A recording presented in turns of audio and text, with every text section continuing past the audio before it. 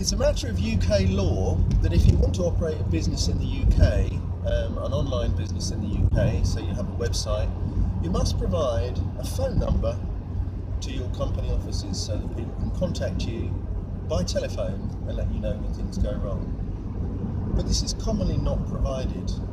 What they would rather you did, because they don't want to staff a call centre, is send you through an online contact form, which along the way will force you to provide a whole bunch of marketing information which is not relevant to the contact. They may well also ask you, NTL, or rather Virgin Media does this for example, to fill in a whole bunch of fields that they already know the answers to. Virgin Media, I've had a huge bugbear with Virgin Media about this. All they really need is your phone number, which you lease from them, and that uniquely identifies you to them. But no, they want your name. Well, they want Mr., Mrs., Doctor, Miss, Ms. They want Christian name, full Christian name, surname, telephone number, customer number, which is in general a long and non-memorable number, telephone number, customer number, and a bunch of other stuff. That's before you even get into the complaint system proper. Then quite often what you'll see is select your situation from the following situations, none of which necessarily fit. And then it will try and show you some canned answers and say, you know, if these don't fit, then you can proceed to the second page. Now I did one of these recently. I think it was for the Leaseholders Advisory website, where if none of the stock answers fit and you go through to a second page, you have to resupply some of the data you already supplied in the first. This is almost intolerable. This is disgusting.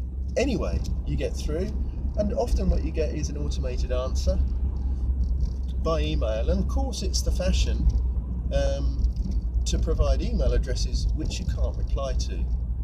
You know, no reply at virginmedia.com. No, they want you to go back to that web form and fuck around in their web form again and go through jump through the hoops. They've got you.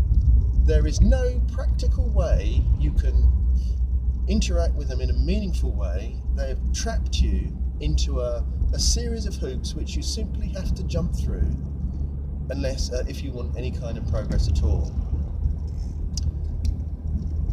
Therein lies manipulation. If you want to complain and it's so difficult to complain that you can't be bothered, and that's most of us, then they're off scot-free. So I think that's wrong. It's fundamentally wrong. You should be able to get to speak to a person within a few seconds of calling up, but you can't, and they don't care.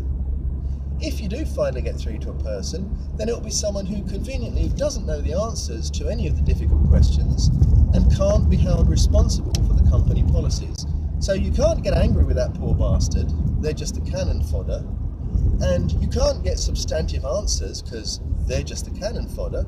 And again, they've trapped you out. They've shut you out of bothering them. Just keep paying the money and fuck off. That's the way they like it.